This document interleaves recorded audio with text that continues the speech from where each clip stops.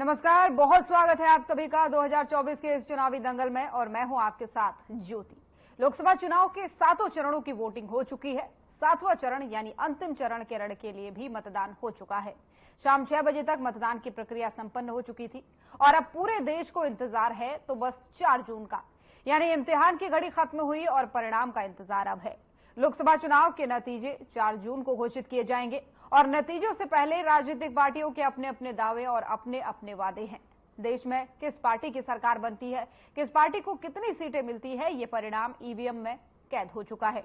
लेकिन खुलासे के लिए इंतजार सभी को 4 जून का ही करना होगा। लेकिन इस बीच जहां बीजेपी लगातार चुनाव को लेकर के समीक्षा बैठकें कर रही है, तो वहीं कांग्रेस के राष्ट्रीय अध्यक्ष मल्लिकार्जुन खड़गे के आवास पर इंडिया गठबंधन के नेताओं ने समीक्षा बैठक आज की और इस समीक्षा बैठक के बाद से प्रेस कॉन्फ्रेंस भी इंडिया गठबंधन की ओर से की गई और मल्लिकार्जुन खड़गे ने विपक्षी गठबंधन के 295 से ज्यादा सीटें जीतने का दावा किया है और वहीं बीजेपी लगातार अपने 400 पार के नारे पर टिकी हुई है। लेकिन इन सबके बीच सबसे बड़ा सवाल यह बनता है कि 24 के इस दंगल में आखिर किसका मंगल होने वाला है।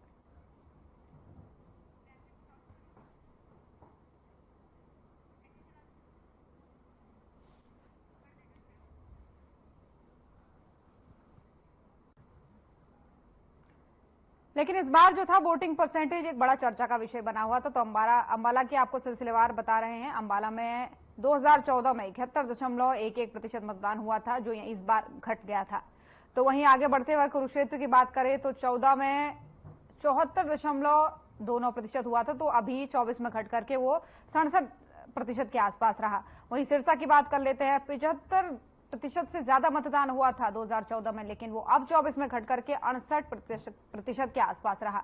वहीं हिसार की जहां बात करें तो 72% के आसपास था 2014 में, लेकिन अब वो घट करके 65% के आसपास तक पहुंच गया। तो हर एक सीट में इस बार जो है मतदान प्रतिशत गिरा। वहीं करनाल की बात करें तो 68% के आसपास मतदान हुआ था 2014 में, लेकिन 24 पर आते आते वो 63% के आसपास पहुंच गया, यानी सीधे सीधे आपको कहें तो 4-5% कम हो गया। सोनीपत में 2014 में 71% था, उसके आसपास था, और 2024 में वो 63% आ जाता है। वहीं रोहतक की सीट की बात कर लेते हैं तो 70% मतदान होता है 2014 में और 10 साल बाद वो घट करके 65.68% यानी 65-66% के आसपास ही रह जाता है। वहीं भिवानी महेंद्रगढ़ की बात करें तो 70.48% था 2014 में, लेकिन अब वो घट करके 65.39% ही रह जाता है, यानी हर एक सीट पर वोटिंग परसेंटेज की गिरावट। गुरुग्राम सीट की बात करें तो 67% के आसपास से जो 2014 में था, अभी वो घट करके 2024 में 62% के आसपास आ जाता है। लेकिन फरीदाबाद की जहां हम बात करते हैं तो फरीदाबाद में थोड़ा सा बदलाव देखने को मिला था। यहां पर 4% के आसपास जो है लगभग वोटिंग गिरी है 2014 के मुकाबले, यानी इन 10 सालों में बदलाव वोटिंग प्रतिशत में काफी हुआ। औसतन अगर हम बात करें तो 4 से 5% वोटिंग हर जगह कम हुई। तो ये कहीं ना कहीं चिंता का विषय था और इस बार चर्चा का विषय भी बना हुआ था। इसको लेकर के अलग अलग अनुमान लगाए जा रहे थे। कहीं कहा जा रहा था कि गर्मी की वजह से हो सकता है लोग घरों से बाहर नहीं निकले, तो विपक्ष इसको लेकर के अपना नया एंगल निकाल रहा था। विपक्ष का कहना था कि जो है जनता वो सरकार से त्रस्त है, इसीलिए वो वोटिंग नहीं करना चाहती है, वोटिंग परसेंटेज जो है वो कम है। लेकिन किसको नफा नुकसान इस घटते प्रतिशत का हुआ, इसका जो इंतजार है उसका 4 जून को ही इसका परिणाम सामने आएगा। लेकिन ये कहीं ना कहीं बड़ा सुर्खियों का विषय बना हुआ था, कम वोटिंग परसेंटेज इस बार।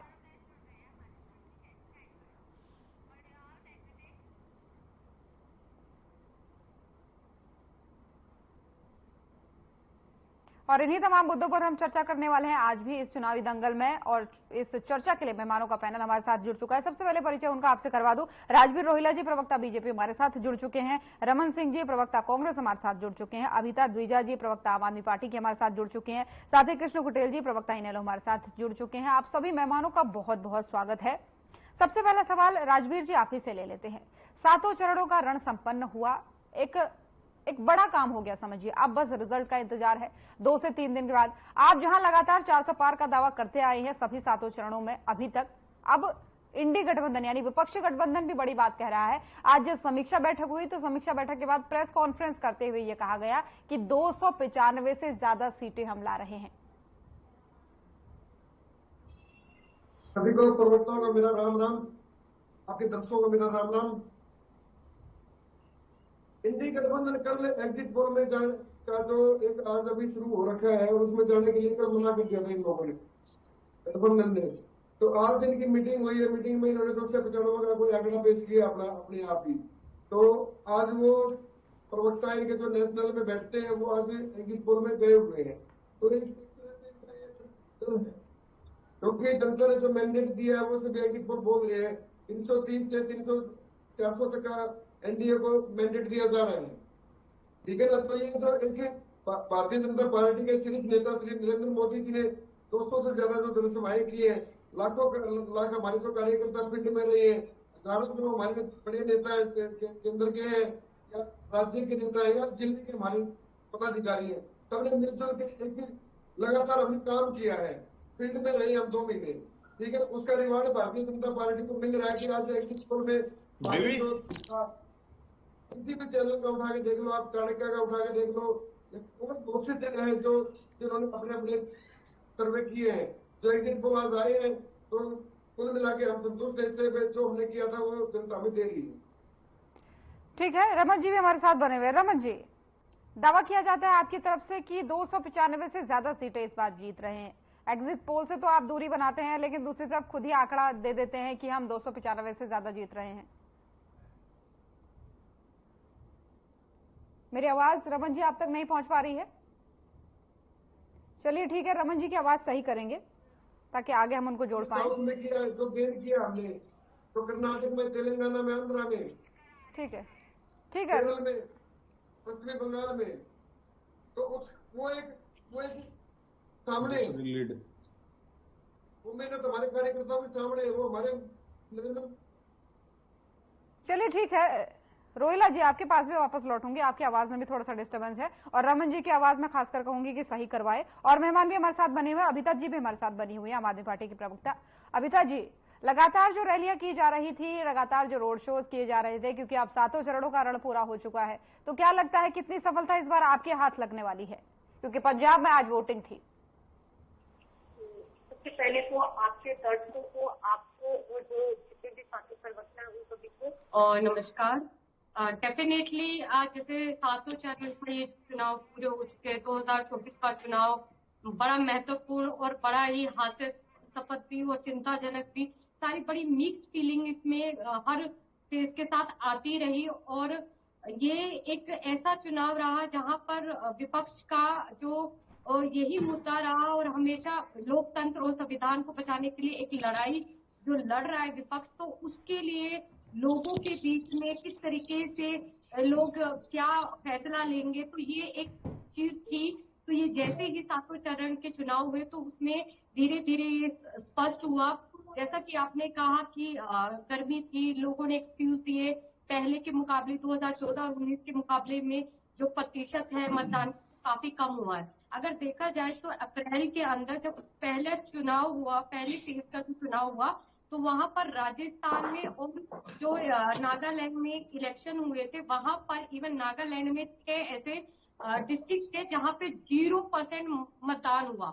और वो इसलिए हुआ क्योंकि जो एक एंटी फीलिंग थी, जो फीलिंग थी बीजेपी के खिलाफ कि इन्होंने काम नहीं किए या जो प्रोमिस इन्होंने किए थे वो अमित शाह जी खुद स्वयं जाकर के वहां पर बोलकर आए और वो वादा उन्होंने नहीं निभाया, तो उसके अंदर एक ये रहा कि आपने उनको झूठ बोला। और ऐसा ही कुछ हरियाणा में, जो पंजाब में जो किसान आ रहे थे और उनको जिस तरीके से 3 कानून के बाद ये बोल दिया था वापस लेने की कि इनको एमएसपी की गारंटी दी जाएगी, और जब वो नहीं सुनी गई बात और जैसे वो प्रदर्शन करने के लिए आने लगे तो उन्हें प्रदर्शन करने से भी नहीं दिया। तो इस तरीके की चीजों से लोग और जनता भी समझ रही थी, जहां विपक्ष तो इस बात को मजबूती से कह ही रहा था 2019 के बाद से, वहां पर धीरे धीरे जनता और आम लोग इस बात को समझने लगे कि 2024 का जो ये चुनाव है वो एक आम चुनाव नहीं है।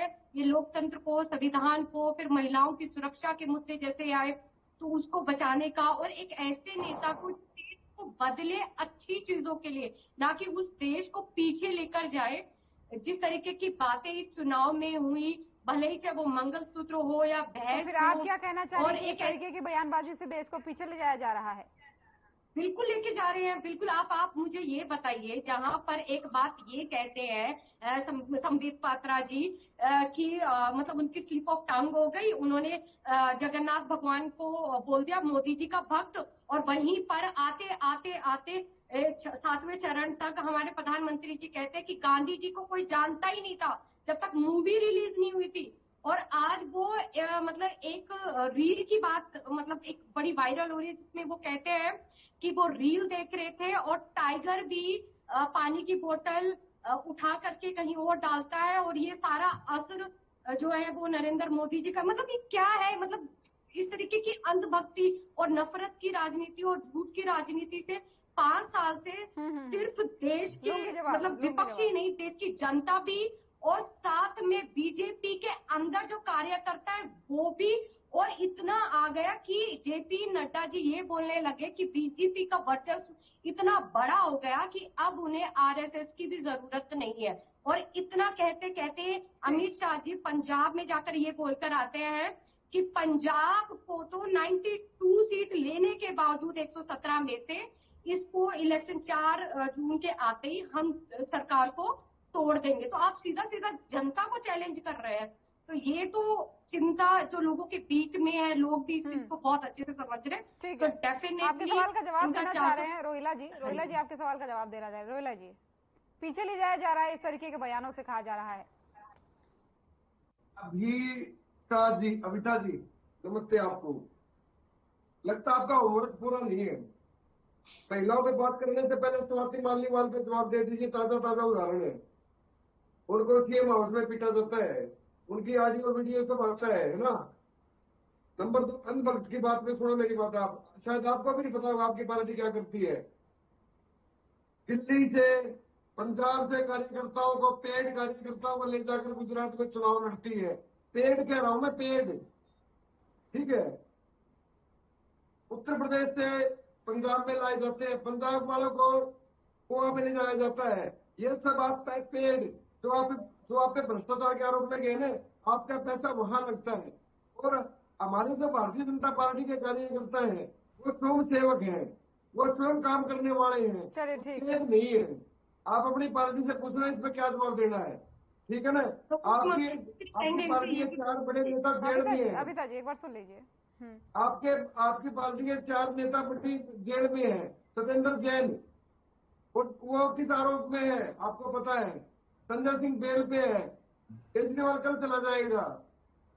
ठीक है ना। आपका नेतृत्व जेल से सरकार चला रहा है, आप हमें नसीहत दे रही है। ठीक है ना। आप अपनी पार्टी में पहले पूछो में जवाब कैसे देना हमने। ठीक है ना। तो भारतीय जनता पार्टी एक कैडर बेस्ड पार्टी है। उस पार्टी ने परफॉर्म किया है 2014 में भी, 2019 में भी, और 2024 में भी परफॉर्म करेगी। हरियाणा की साथ साथ पूरे भारत में।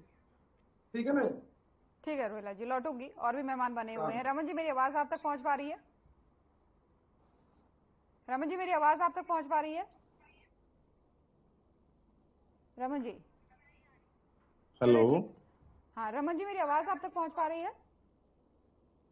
चलिए ठीक है, आपकी आवाज सही करवाने का प्रयास कर रहे हैं। शायद मेरी आवाज आप तक नहीं पहुंच पा रही है। कृष्ण कुटेल साहब हमारे साथ बने हुए, प्रवक्ता इनेलो।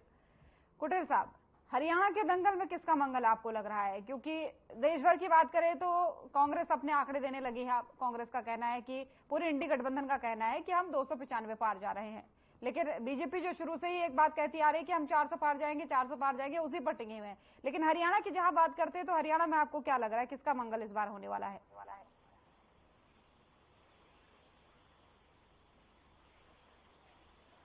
कुटेल साहब मेरी आवाज पहुंच पा रही है आप तक?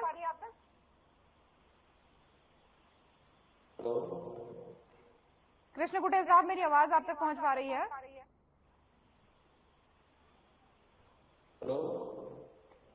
चलिए ठीक है, टेक्निकल इशू की वजह से मेरी आवाज शायद आप तक नहीं पहुंच पा रही है। सही कराने का प्रयास कर रहे हैं। चलिए अभिता जी आप ही के पास लौट के आ जाते हैं। रमन जी ने जो कहा कि हमें, माफ कीजिएगा, राजवीर जी ने जो कहा हमें नसीहत देने से पहले आप अपनी स्थिति जानिए और पूछिए कि कैसे जवाब देना है। ये पहली बात तो मुझे उनकी पूरी बात स्पष्ट नहीं हो पाई। मैं जितना समझ पाई वो इतनी बातों पर आए कि पहली बात तो देखिए, ये वो पार्टी है जिसको देश भर जानता है कि वॉशिंग मशीन के नाम से बीजेपी और वोटिंग मशीन जो भ्रष्टाचारियों को अपनी पार्टी में शामिल करने के लिए आज प्रस्तुत हो चुकी है। और दूसरा, इतने बड़े बड़े घोटाले, दूसरा एक जो बड़ी चीज है कि जो इस बार के चुनाव में 2024 के चुनाव में डेफिनेटली बीजेपी जो है बहुत वीक हो चुकी है। उसका मुख्य कारण ये है कि जिस तरीके से इन्होंने बार बार नरेंद्र मोदी जी का नाम रटा और नया चेहरा नहीं लेकर आया, और जबकि ये हमेशा जो अगर लोकसभा के किसी से भी बात कर लेते हैं, वो हरियाणा हो चाहे दिल्ली हो, जहाँ जहाँ पर इन्हें देख लेना, ये सिर्फ चेहरा बदलने की राजनीति करी। तो इस चुनाव में अगर देखा जाए तो बीजेपी के कार्यकर्ता नहीं लड़ रहे थे, मुख्य रूप से दूसरी विपक्ष पार्टियों के कांग्रेस के ही प्रत्याशी जो है, तो विपक्ष का जो फाइट चल रही थी वो खुद के ही जो उनके पहले रह चुके उम्मीदवारों के साथ ही फाइट थी। तो एक जो नयापन नहीं था, तो लोगों को भी ये समझ आ रहा था कि जिस तरीके से ये बोलते हैं कि बीजेपी के अंदर एक छोटे से छोटा कार्यकर्ता भी मुख्यमंत्री के सपने देख सकता है, बस वहीं पर आज एक ऐसी नौबत आ चुकी है कि जहां पर खुद स्वयं प्रधानमंत्री जी ये बोलते थे कि जो 75 उनका खुद का ये नियम था कि 75 वर्ष की आयु के बाद रिटायरमेंट है, उसको राजनीतिक पद या कोई सरकारी पद में वो ग्रहण नहीं कर सकता। और आज खुद मतलब ये 75 साल इन्होंने मतलब आडवाणी जी की भी राजनीति ऐसे खत्म कर दी। अच्छा अभिता जी जो आपने ये बात कही है, ये 75 साल वाली, इसको लेकर के जो है बीजेपी एक बात कह रही है और बहुत बड़ी बात कह रही है। वो कह रही है कि जब केजरीवाल जी शुरुआत में राजनीति में आए थे तो उन्होंने कहा था कि हाँ जेल से सरकार चलाने की बात हो रही है, आरोप लग रहे हैं, तब भी कुर्सी पर बैठे हुए हैं। अगर मुझ पर कभी कोई आरोप लगता है तो मैं सबसे पहले मुख्यमंत्री की कुर्सी छोड़ूंगा।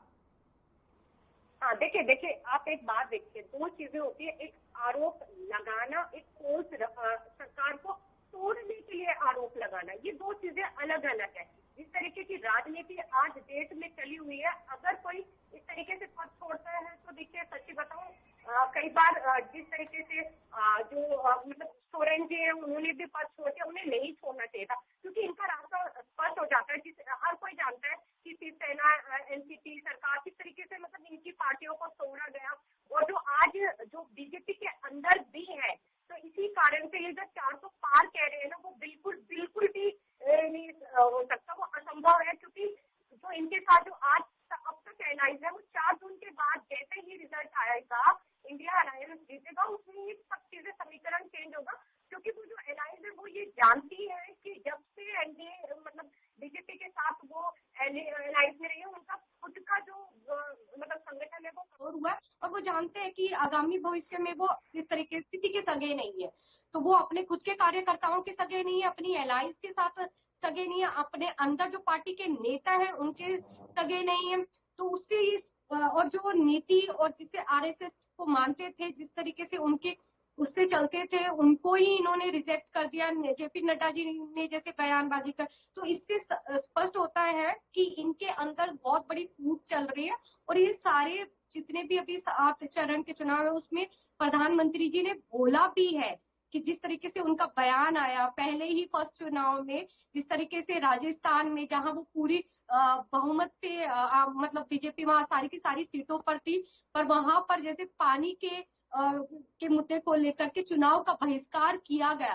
तो ये उनकी उम्मीदों से, जो हमारे प्रधानमंत्री या बीजेपी जो मान रही थी, उनकी उम्मीदों से बहुत अपोजिट था। उन्हें लगा कि 2019 के चुनाव की तरह ही उससे कहीं ज्यादा ये भी चुनाव जीत लिया जाएगा। बट ये सिर्फ परसेप्शन, 400 पार कुछ नहीं था, ये सिर्फ एक परसेप्शन क्रिएट करने का मतलब खेल खेला गया। और एक और बात है ना, काट की आंधी बाहर। आपका मेन मुद्दा क्या है? आपका मेन मुद्दा ये है कि जो आम आदमी पार्टी के मुद्दे हैं वो लोगों को समझ आए, या मेन मुद्दा ये है कि प्रधानमंत्री क्या कह रहे हैं, जेपी नड्डा क्या कह रहे हैं, अमित शाह क्या कह रहे हैं? खैर इस पर मैं आऊंगी, लौटूंगी, आपसे जवाब लूंगी। रमन जी मेरी आवाज आप तक पहुंच पा रही है?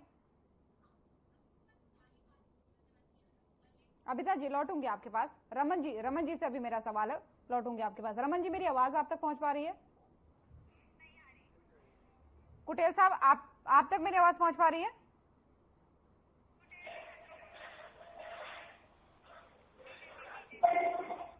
तो चलिए ठीक है, लौटकर राजवीर जी आप ही के पास आना पड़ेगा फिर से। टेक्निकल इश्यू है इसलिए दोनों का फोन नहीं लग पा रहा है। एक महत्वपूर्ण सवाल आपसे, अभिता जी की बातों का जवाब जरूर दीजिएगा, लेकिन एक महत्वपूर्ण सवाल ये भी, जो समीक्षा बैठक आज इंडी गठबंधन ने की, वही समीक्षा बैठक लगातार बीजेपी भी कर रही है। जब से चुनाव हुए हरियाणा में, चाहे हरियाणा के लिहाज से कहे चाहे पूरे देश के लिहाज से कहे, लगातार आपकी समीक्षा बैठकें भी चल रही हैं। और जो आरोप आपके ही कुछ प्रत्याशी लगा रहे थे कि भीतरघात करने का प्रयास किया गया है कुछ विधायकों द्वारा, कुछ नेताओं द्वारा, उनकी लिस्ट भी बन रही है, तो उन पर क्या कार्रवाई पार्टी करने वाली है?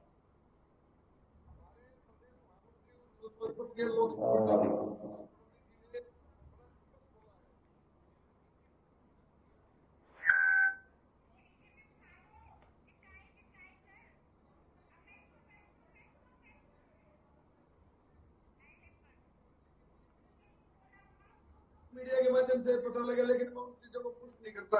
मैं मोहनलाल बड़ौली जी के जो बयान उसको कोट करके कहता हूँ, किसी को बख्शा नहीं जाएगा, पार्टी में गद्दारी बिल्कुल बर्दाश्त नहीं है, ठीक है। हाँ, कुछ हो सकता है भाई, मतलब मान लीजिए कुछ ऑडियो वीडियो या जो भी आया है वो सारा सामान जमा करा दिया गया है। हमारे मुख्य प्रवक्ता जी ने कल परसों बयान दिया था मीडिया में, जो भी चीजें आई हमारे पास वो हमने जमा करा दी है मुख्यमंत्री जी के पास। तो मुख्यमंत्री जी आज हमारे प्रदेश अध्यक्ष भी है, तो एक संगठन के शीर्ष नेता के नाते वो उन्होंने अपना संज्ञान लेना है, वो जल्दी अपना संज्ञान लेंगे।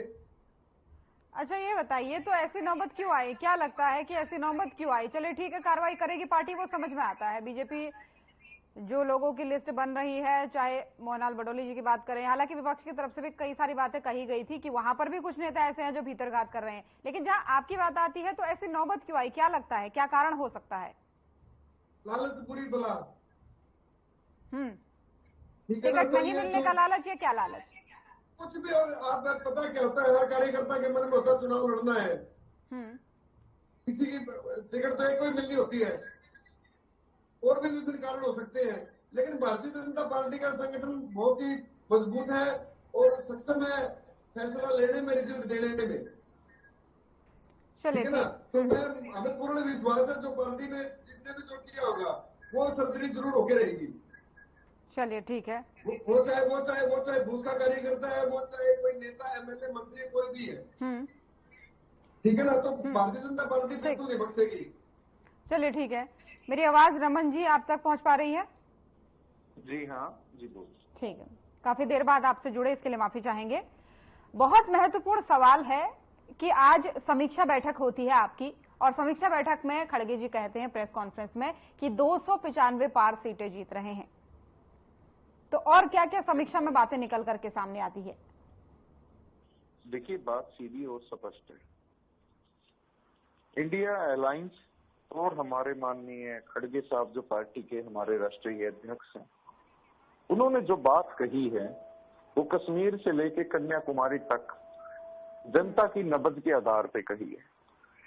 क्योंकि जो हमें भरपूर समर्थन और जो जनता ने एक मन बनाया था इस 10 साल की सरकार से कि इसके खिलाफ वोट डालेंगे, और हमें वोट डालने का जो उन्होंने संकल्प लिया था, हम उसके लिहाज से एक बात बड़ी जिम्मेदारी से कह सकते हैं कि लोगों ने जो प्यार दिया है वो बड़ा स्वीकार्य है।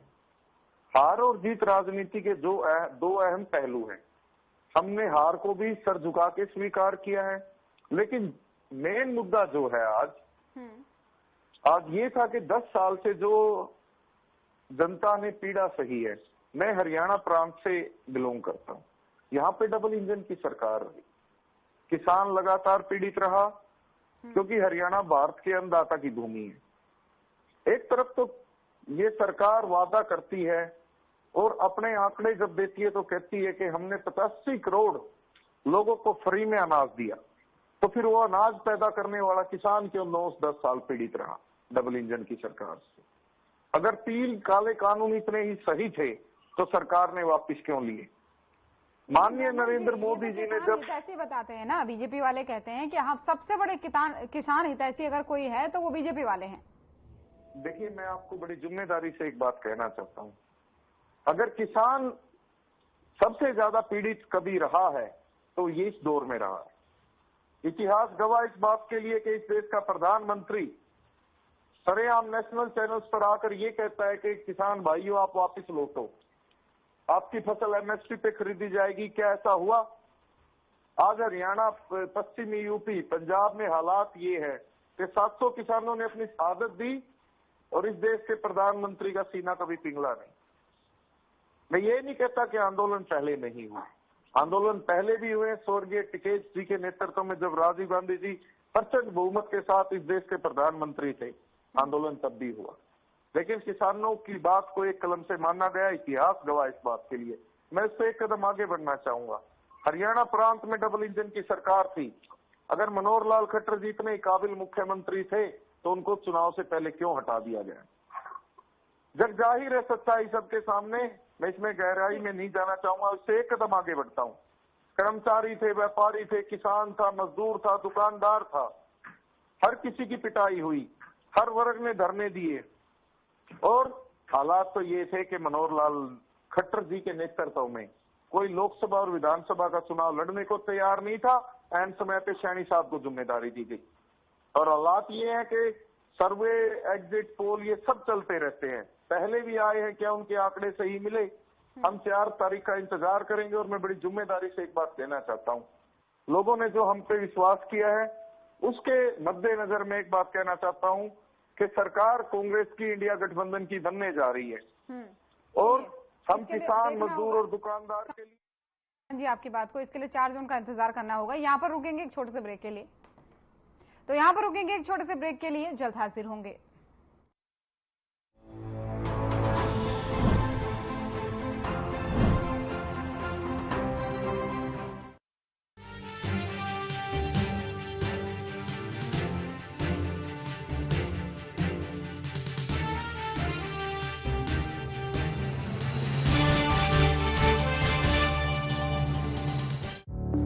Through constant innovation, the group provides its clients with value-added, environment-friendly products.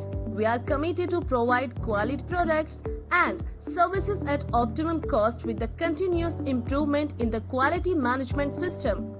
Producing high-value paper, making us India's largest producer of branded papers, fine papers and packaging broad segments. Focused on customers in all our operations. Hence, extensive investments are made towards people and people practices. KRPL world's leading eco-friendly paper from agro residue. नमस्कार दोस्तों, जरा कल्पना करो कि आपका एक bank account है। उसमें हर रोज सुबह सुबह 86,400 रुपए जमा होते हैं जो आपको उसी दिन रात तक खर्च भी करने हैं। और यदि आपने पूरे खर्च नहीं किए तो आपका बैंक बैलेंस अमाउंट फॉरफिट हो जाएगा, यानी जब्त हो जाएगा। उसे अगले दिन कैरी फॉरवर्ड नहीं कर सकते। अच्छा, ये राशि 86,400 है और इतनी ही रहेगी, ना कम होगी ना ज्यादा। अब आप क्या करोगे? एक समझदार व्यक्ति की तरह एक बजट बनाओगे और उससे पूरा का पूरा खर्च करने का प्लानिंग करोगे। दोस्तों, हमारा ऐसा ही एक बैंक अकाउंट है जिसका नाम है समय। इसमें भगवान हर रोज 86,400 सेकंड जमा करते हैं। अब उस समय का खराब करना या एक एक सेकंड का उपयोग करना, यह हमारी समझ पर निर्भर करता है। यह समय सभी के पास बराबर है, ना कम ना ज्यादा। यह समय महत्वपूर्ण है। जरूरत है कि हम टाइम मैनेजमेंट को समझें और समय का सदुपयोग करना सीखें। किसी ने ठीक कहा है, समय और समझ दोनों एक साथ खुशकिस्मत लोगों को मिलते हैं, क्योंकि अक्सर समय पर समझ नहीं आती और समझ आने पर समय निकल जाता है। नमस्कार।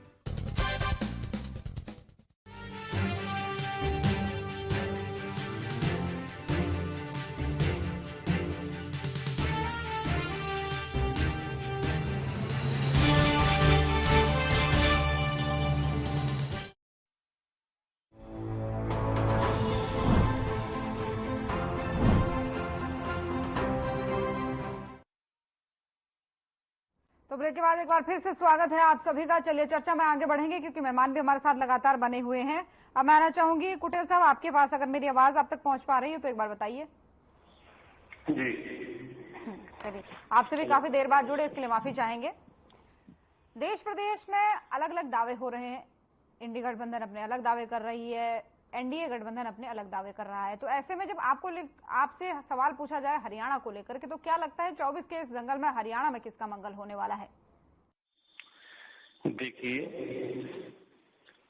चाहे भारतीय जनता पार्टी चाहे कांग्रेस पार्टी है, दोनों जो है कि वो डरी हुई है और सब अपने अपने दावे जताने का काम कर रहे हैं। लेकिन हरियाणा प्रदेश के अंदर जिस प्रकार से इंडियन नेशनल लोकदल पार्टी ने जो है कि चुनाव लड़ा, तो हरियाणा प्रदेश के जो नतीजे हैं, परिणाम है, वो चुकाने वाले होंगे। और कांग्रेस जो है वो डरी हुई है, कहीं ना कहीं हरियाणा प्रदेश के अंदर जो है कि हमारा समीकरण न बिगड़ जाए, और एक दूसरे पर आरोप प्रत्यारोप जारी है, चाहे वो कांग्रेस पार्टी है चाहे वो भारतीय जनता पार्टी है, क्योंकि बैठकें जारी कर और ये दूसरा जो है ये एक दूसरे के ऊपर आरोप थोपने का काम जो है कि वो कर रहे हैं। यहाँ पर हरियाणा प्रदेश के अंदर देश आजादी के बाद जो है कि लूटने का काम किया है, और 10 साल से भारतीय जनता पार्टी भी जो है कि लोगों को लूटने का काम कर रही है। और जो जनहित के मुद्दे हैं और जनहित के मुद्दों को जो है कि कांग्रेस ने ना तो उठाने का काम किया है और ना ही उनके पक्ष के अंदर जो है कि कोई काम किया है। और भारतीय जनता पार्टी ने भी जो है कि जनता के हित के अंदर कोई किसी प्रकार का बड़ा काम नहीं किया है, ना ही हरियाणा प्रदेश के अंदर कोई बड़ा प्रोजेक्ट ये लोग लेकर के आए हैं। और जनता ने जो है कि अपने मत का उपयोग किया है, और 4 तारीख को जो है कि परिणाम होंगे, आप सबके सामने होंगे और चुकाने वाले होंगे। 2-3 दिन का ही बस इंतजार है, जहां इतने महीने प्रचार में, चुनाव में काट दिए, लगातार प्रचार प्रसार चल रहा था। तो ऐसे में 2-3 दिन बड़ी बात नहीं है, लेकिन दावे जो हो रहे हैं ना वो लगातार हो रहे हैं। ऐसे में समीक्षा बैठक आज कांग्रेस भी करती है, यानी जो इंडी गठबंधन है वो करता है, और इसमें कहते हैं कि देश भर में इंडी गठबंधन इस बार 295 से ज्यादा सीटें लाने वाले हैं। तो इस दावे पर क्या टिप्पणी एक बार आपकी चाहेंगे? देखिए, इंडिया गठबंधन का जो है कि कई प्रदेशों के अंदर प्रदर्शन अच्छा है, लेकिन उसके अंदर ही इंडिया गठबंधन के अंदर खामियां रही है। अगर वो खामियां ना होती तो शायद भारतीय जनता पार्टी जो है कि वो स्वीप हो जाती, साफ हो जाती।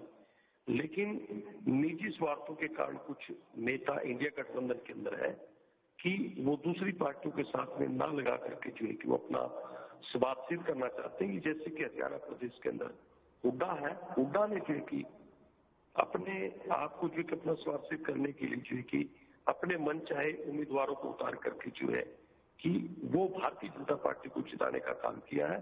और रोहतक और करनाल पे तो जो है कि उनका जो है कि एक फिक्सिंग वाला मामला जो है कि लोगों के सामने जो है कि वो आ चुका है। चलिए ठीक है, लौटूंगी आपके पास। अभिता जी भी लगातार बनी हुई है। अभिता जी, बड़ी बात कह दी कुटेल साहब ने कि प्रदर्शन अच्छा है इंडिया गठबंधन का कई राज्यों में, कई क्षेत्रों में, लेकिन उनके कुछ नेता है जो व्यक्तिगत स्वार्थ के चलते पूरे गठबंधन को नुकसान पहुंचा रहे हैं। मैं जानना चाहूंगी कि कौन से व्यक्तियों के बारे में बात कर रहे हैं? एक तो हुड्डा साहब का नाम उन्होंने लिया। अच्छा, तो देखिए, ये आप फिर उस हिसाब से मतलब आप अजीत पवार, बीजेपी के अंदर इतने सारे भ्रष्टाचारी जो हेमंत शर्मा और ये सारे दूसरी पार्टियों से छोड़ करके आज बीजेपी में है और गए हैं, तो फिर उनके बारे में उनके क्या विचार होंगे? वो पूरा जग जाहिर है कि भाई ये अपने निजी स्वार्थ की वजह से ही गए हैं। इनके ईडी चार्जेस से इनको बचना था, और मुख्यमंत्री के पद अगर इन्हें चाहिए थे तो सीधा बीजेपी में जाओ। और यही चीज अगर चाहे कोई भी पार्टी है, देखिए आज मुख्य प्रश्न यही है कि देश में जो देश का संविधान है, उसका लोकतंत्र, उसको किस तरीके से बचाया जाए और लोगों तक एक वो जो मैसेज है वो कितना सटीक पहुंचाए, तो वो महत्वपूर्ण था। ताकि कोई किसी का निजी स्वार्थ से कोई मतलब ही नहीं रह जाता। तो जो इंडिया अलायंस है वो इस देश के विपक्ष और उसके संविधान और उसकी मतलब लोकतंत्र में जो आस्था, उसको बचाने की बात है। इन व्यक्तिगत छोटी मोटी चीजें देखिए आप इनको चाहे किसी बचाने की बात कैसे की जाती है, आज तक हम नहीं समझ पाए। लोकतंत्र किस तरीके से बचाने की बात? लोकतंत्र ऐसे मीडिया की जो आजादी है उसकी रैंकिंग 161 गिर जाती है, जो कि पाकिस्तान में भी मीडिया को इतने मुखर होकर वहां बोल सकते हैं, उनकी आजादी से भी हम निचले स्तर पर चले जाते हैं। एक दूसरा चीज होता है कि जब चुनी हुई सरकारें जो जनता जिनको चुनती है उन सरकारों को तोड़ा जाता है, बहुमत की सरकारों को तोड़ा जाता है, और एक पीएमएलए का एक ऐसा कानून जिसमें आरोप सिद्ध हुए बगैर मतलब जेल में डाल दिया जाता है। ये मैं समझ पा रही हूँ, आप किस चीज के लिए कह रही हैं, लेकिन बीजेपी के शरद रेड्डी के रूप में एक बात कंप्लीट करने दीजिए। शरद रेड्डी का जो वो सारा चंदा जिसके बयान के ऊपर अरविंद केजरीवाल जी को जेल में भेजा गया, वो चंदा देता है बीजेपी को, और इलेक्टोरल बॉन्ड जो पूरी ही भारत का ही नहीं पूरी दुनिया का सबसे बड़ा घोटाला। तो दो मुख्य रूप से घोटाले हुए, एक तो इलेक्टोरल बॉन्ड और एक जो सेक्स कांड जो प्रज्वल रवैना ने की है। ये शराब घोटाला है कि हमारे देश ने ऐसी चीजें देखी। तो प्रज्वल रवैना का सेक्स कांड जो पूरी दुनिया के सामने 2972 वीडियो, जिसमें 62 साल की महिलाओं के साथ सबने देखा, तो आप ऐसी शराब घोटाले के बारे में के लिए तो फिर आप क्या कहेंगे? उसकी गिनती नहीं की आपने बड़े घोटालों में। कौन से शराब घोटाले, कौन से हमारी पार्टी पर बयान है, बड़े बड़े इनके खिलाफ एक भी सबूत नहीं है। ये खुद प्रधानमंत्री जी के बयान है। आप 80 इंटरव्यू लगभग वो दे चुके हैं। उन 80 इंटरव्यू में हमारे प्रधानमंत्री जी ये कहते हैं कि वो एक बायोलॉजिकल है, वो ईश्वर दूत है। आप आज 10 साल में, आप 2014 में बता देते लोगों को कि आप ईश्वर दूत है, तो हम अपनी धार्मिक आस्थाएं जोड़ते, ना कि आपके साथ राजनीतिक आस्थाएं। ठीक है, आपकी सारी परेशानियां मैं समझ रही हूँ, लेकिन एक छोटा सा जवाब दीजिए। आप ही की परेशानी से निकला हुआ सवाल है। आपने कहा कि पार्टियों को तोड़ने का काम करते, सरकारों को गिराने का काम करते, किस मेथड से? क्या नेताओं को खरीद के, जैसा कि आपके द्वारा आरोप लगाया जाता है? अगर आपका जवाब हाँ है कि हाँ, नेताओं को खरीद के पार्टी का जो है पार्टी तोड़ी जाती है, सरकारें गिराई जाती हैं, तो वो कौन से नेता होते हैं जो बिकने को तैयार रहते हैं?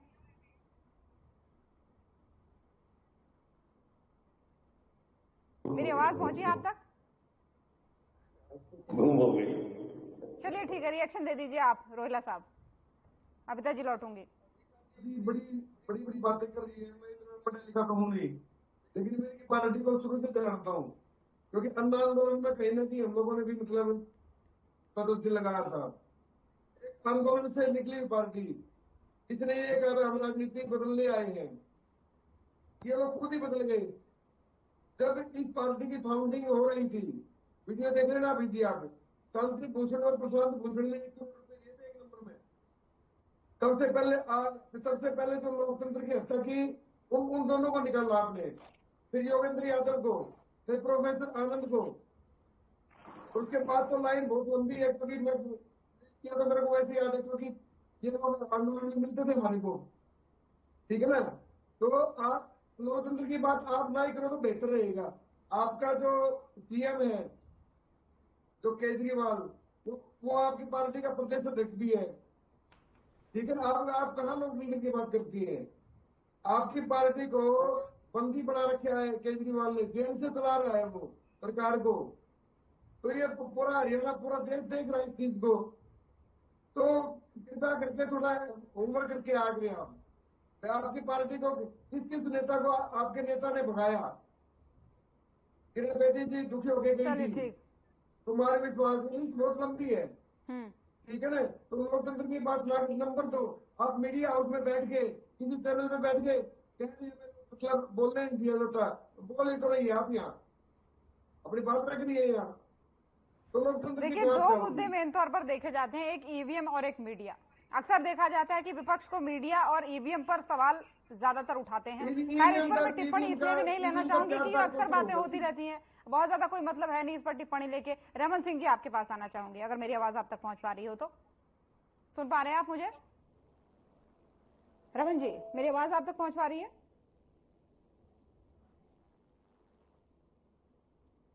चलिए ठीक है, कोई बात नहीं, मेरी आवाज शायद आप तक नहीं पहुंच पा रही। रमन जी, दोबारा आपसे जुड़ने का प्रयास करेंगे, टेक्निकल इश्यू कुछ ज्यादा ही हो रहा है आज। कुटेल साहब, आप कोई टिप्पणी देना चाहेंगे? 2 ही घोटाले बता रही हैं अबिता जी कि 2 ही घोटाले बड़े हैं, एक एमएमएस कांड वाला और दूसरा इलेक्टोरल बॉन्ड वाला। देखिए, यहाँ पर मुद्दे तो बहुत हैं, चाहे इलेक्टोरल बॉन्ड का मामला हो, चाहे वो शराब घोटाला हो, चाहे हरियाणा प्रदेश का धान घोटाला हो, रजिस्ट्री घोटाला, फर्जी आईडी घोटाला, नगर निगम घोटाला और फूड एंड सप्लाई का फर्जी राशन कार्ड का घोटाला, बहुत सी बातें जिसे हमारे हरियाणा प्रदेश के अंदर देखते हैं और जिससे जो की जनता जो है कि वो आहत है और जनता दुखी है। जनता ने जो है कि अपने मत का उचित प्रयोग किया है, ये हमारा मानना है।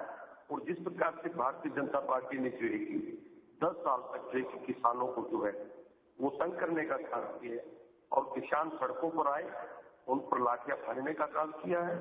अगर सरपंचों ने जो है अपनी मांग मनवाने का काम किया तो उनके ऊपर भी लाठियां भरने का काम किया है।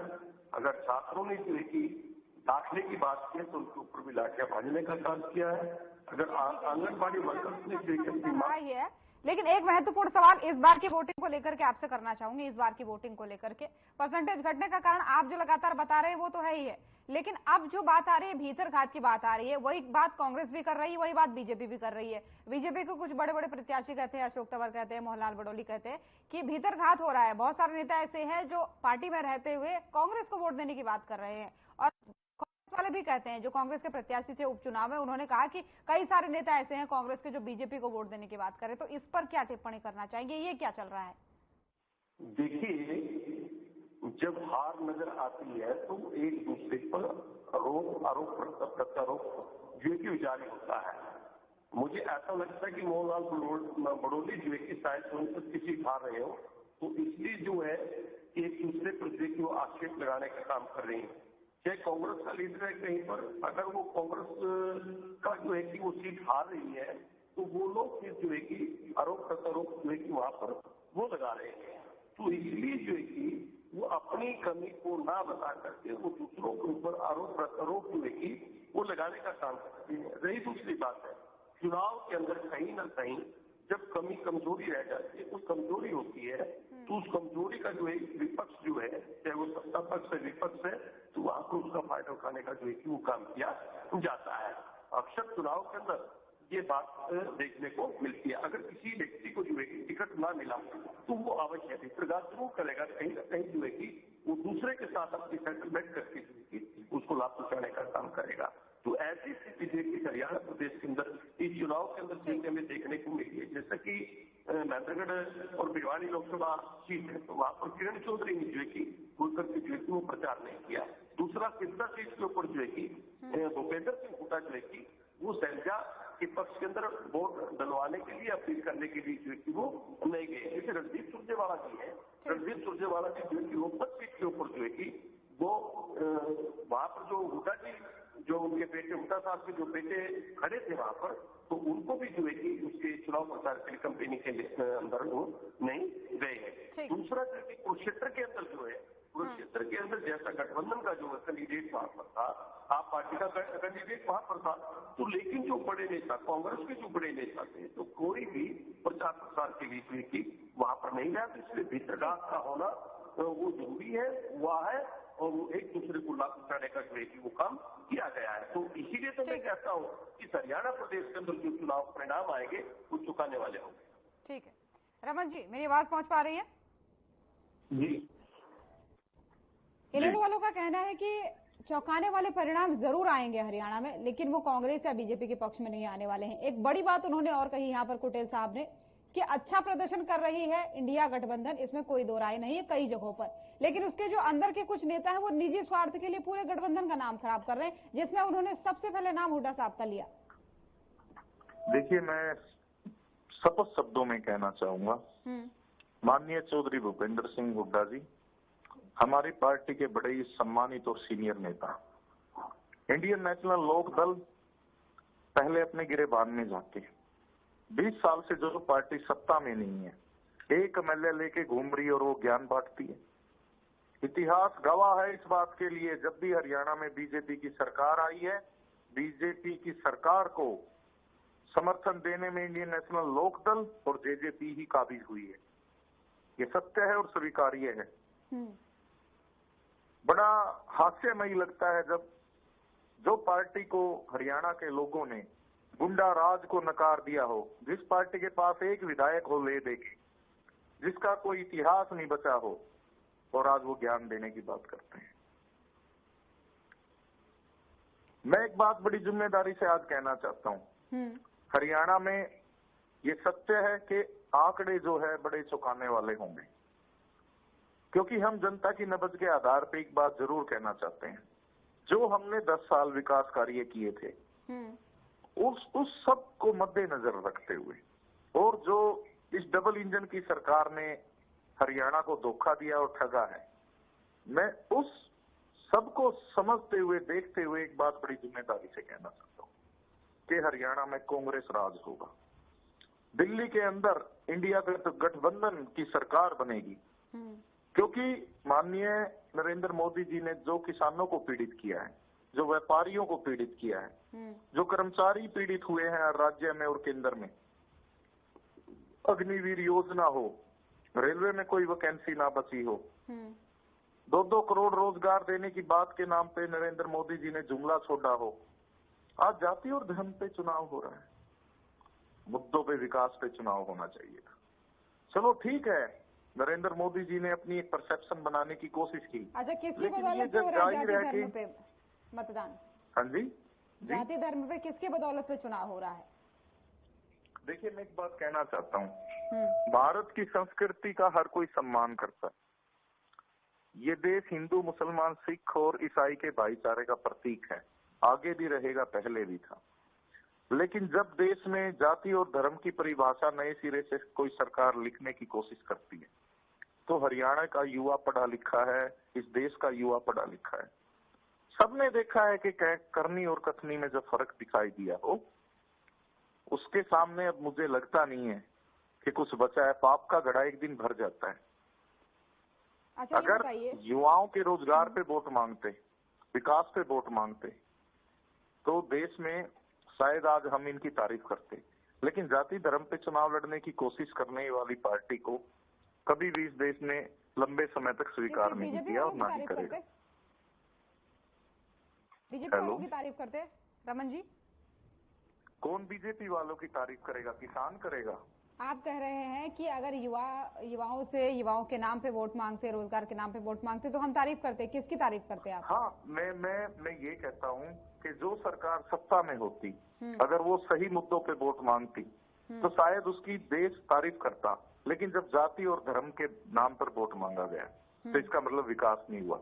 ये लोग कहते हैं कि कांग्रेस ने 60-70 साल राज किया है। अगर हमने राज किया है तो इसका मतलब हमने काम भी किया है। डबल इंजन की सरकार, और मैं एक बात आपको आज बड़ी जिम्मेदारी से कहना चाहता हूं, आपका चैनल प्रसिद्ध है, इसको हरियाणा के लाखों करोड़ों लोग देखते हैं। माननीय पीछे खट्टर साहब ने एक बात कही थी, उन्होंने कहा था कि अब की बार 75 पार, तो वो सरकार बहुमत में भी सत्ता नहीं लेके आई थी। एक चुनाव का रिजल्ट दूसरे चुनाव की दशा और दिशा तय नहीं करता, ये मैं फिर बताना चाहता हूं। और ये पहले भी हुआ है और आने वाले समय में भी देखने को मिलेगा। ये दुर्भाग्य रहा हरियाणा का कि बार बार हरियाणा पीड़ित रहा, हर वर्ग की पिटाई हुई, किसी वर्ग की सुनवाई नहीं हुई, और आखिरी में जिसने इन पे अत्याचार किया उसको कुर्सी से ही अलग कर दिया कि आप इसको दूर कर दो तो आपका विरोध खत्म हो जाएगा। लेकिन वो विरोध लगातार दिखाई दिया। माननीय खट्टर साहब को 400 पुलिस वाले तो लेके गांव में वोट मांगते थे। अरे भाई, ऐसा क्या कर दिया आपने कि आप इतने डरे हुए? आज मैं एक बात और कहना चाहता हूँ, माननीय खट्टर साहब ना इस प्रांत के मुख्यमंत्री हैं, अनिल विज जी ना इस प्रांत के गृह मंत्री हैं। आज भी ये लोग 25-25, 30-30 कमांडो लेके घूमते हैं। एक विधायक को 2 या 3 गनमैनों की सिक्योरिटी दी जाती है। मैं एक बात और पूछना चाहता हूँ, ऐसा आपने कौन से कुक्रम कर रखे हैं कि आप इतने डरे हुए हो? चलिए ठीक है रमन जी, लौटो की समय की थोड़ा सा पाबंदी है। सिक्योरिटी को लेकर सवाल उठा रहे हैं रोहिला जी। रमन जी सिक्योरिटी को लेकर के सवाल उठा रहे हैं कि ना आप मुख्यमंत्री रहे, ना आप गृह मंत्री रहे, तभी भी आप इतने 20-20, 25-25 कमांडो लेकर के घूम रहे हैं। मनोहर लाल जी पे जी, मनोहर लाल जी और अनिल विज साहब पे सिक्योरिटी का इनपुट मिला होगा आईबी से, सीआईडी से, तो सिक्योरिटी दी गई है। तो क्या दिक्कत होती है? वो हमारे पूर्व मुख्यमंत्री रहे, पूर्व हेल्थ मिनिस्टर रहे हैं, उनकी सुरक्षा की जिम्मेवारी केंद्र सरकार की है, तो इन्हें दिक्कत क्या हो रही है? अच्छा, एक चीज नेताओं की तरफ देखो ना, कितनी सिक्योरिटी लेकर घूमते हैं आपके नेता। वो तो थोड़ा सा 10 साल में ठीक ठाक सिस्टम हुआ उनका, जब सत्ता से बाहर हुए हैं। चलिए ठीक है, इसमें महत्वपूर्ण सवाल ये है, ये कोई बहुत वो नहीं है, इसमें महत्वपूर्ण सवाल ये है कि उन्होंने ये कहा है कि जो वोटिंग है, अगर आप लोगों से मत युवाओं के नाम पे मांगते, रोजगार के नाम पे मांगते, तो हम भी आपकी तारीफ करते, लेकिन जाति धर्म के नाम पर वोट मांग रहे हैं। जनता पार्टी ने किसी जाति के नाम पे नहीं मांगा, क्योंकि जाति की बात राहुल गांधी ने की थी, वे जाति की जनगणना करवाएंगे, ये करेंगे, वो करेंगे, पूरा उनका एपिसोड बन सकता है उस बात में, ठीक है ना। तो जाति की बात भारतीय जनता पार्टी नहीं करती, भारतीय जनता पार्टी कलेक्टिव करती है, सामूहिक प्रयास, क्योंकि कोई हमारी पार्टी कैडर बेस्ड पार्टी है, कोई एक परिवार की, एक घराने की पार्टी नहीं है। तो हमने जाति धर्म की बात में वोट नहीं मांगते, हमने तो 10 साल में डिलीवर किया है, वो जनता तक पहुंचाया अपना मैनिफेस्टो, और उसी के आधार पर जनता ने हमें भरोसा दिया है, और फिर हमें तीसरी बार फिर प्रचंड बहुमत देने जा रही है। चलिए ठीक है, क्योंकि समय कम है, तो अविता जी आपसे एक फाइनल कमेंट चाहेंगे। देखिए, जो मेन इन चीजों पर, मुद्दों पर लड़ाई होनी चाहिए थी, मैनिफेस्टो के ऊपर बात होनी चाहिए थी, वहीं पर बीजेपी के मैनिफेस्टो में नौकरी शब्द ही गायब है, सिर्फ रोजगार के बारे में बात है। जो 2 करोड़ नौकरियां देने की बात की गई थी, अब वो नौकरी ही शब्द इनके मैनिफेस्टो में खत्म है। जहां ये 370 की बात करते हैं, ये खुद वहां पे कश्मीर में इलेक्शन नहीं लड़ रहे। और रही बात यूपी में कि हम राम को लाए हैं, उनको हम लाएंगे, तो इसी बात से लोग आहत हो गए कि ये कौन होते हैं कि ये राम जी को लेकर आएंगे। तो इन सारी बातों के बीच में ही 2024 के 7 चरणों के चुनाव में, जहां हमारे प्रधानमंत्री जी ने बाजरे का स्कैन कर दिया, भैंस ले जाएंगे, ठीक है, अगर मैं हिंदू मुसलमान की बात करूंगा तो मैं सार्वजनिक जीवन में रहने लायक नहीं हूँ, इस तरीके की बयानबाजी से मतलब इतने हास्यास्पद है ये बातें। और दुख भी होता है कि एक प्रधानमंत्री होते हुए वो इस तरीके की बातचीत कर रहे हैं। और कहीं इन्हीं बातचीतों में अगर देखा जाए तो कंगना रनौत भी ये बोलते हुए मिलती है कि उन्होंने एक कालखंड हिमालय में तपस्या करते हुए, तो मतलब इतने, और बीजेपी के प्रवक्ता इन सब ने जो एक धरातल बनाने की कोशिश की, उन्हें भगवान करने की कोशिश की, वो एक मखौल बन गया, मजाक बन गया, मजाक के पात्र बन गए लोगों के बीच में कि ये हमारे प्रधानमंत्री जी हैं, या जिनको मुद्दों के बारे में बात करनी चाहिए थी, महंगाई के बारे में बात करनी चाहिए थी, रोजगार के बारे में बात करनी चाहिए, और वो बातें ऐसी कर रहे हैं। तो इस बात से, जहां वो बहसों की बात कर रहे हैं, उन्हें बहस करनी चाहिए थी विपक्ष के नेताओं के साथ। जब उन्हें डिबेट में चैलेंज किया गया, उन्हें प्रेस कॉन्फ्रेंस करनी चाहिए थी, जहां वो 80 इंटरव्यूज दे रहे, तो एक प्रेस कॉन्फ्रेंस भी कर लेते, तो शायद थोड़ी लोगों के बीच वो वोटिंग मिल पाती। तो अब इन सभी बातों से उनको लोग नहीं चाहते हैं, जनता नहीं चाहती है। चलिए ठीक है, चाहती है नहीं चाहती है तो 4 जून को ही पता चलेगा। फिलहाल बहुत बहुत धन्यवाद आप सभी मेहमानों का हमारे साथ इस चर्चा में जुड़ने के लिए। तो 7 चरणों के लिए मतदान हो चुका है और सभी प्रत्याशियों की किस्मत एक तरीके से ईवीएम में कैद हो गई है, और अगर रिजल्ट का इंतजार अब 4 जून के लिए किया जाएगा, यानी 4 जून को पता चल जाएगा कि किसके सर पर इस बार ताज सजने वाला है, किसके हाथ में सत्ता की चाबी होने वाली है, चाहे कोई कितने भी दावे कर रहा हो, चाहे कोई कितने भी वादे कर रहा हो। तो फिलहाल आज के इस चुनावी चर्चा में इतना ही। नमस्कार।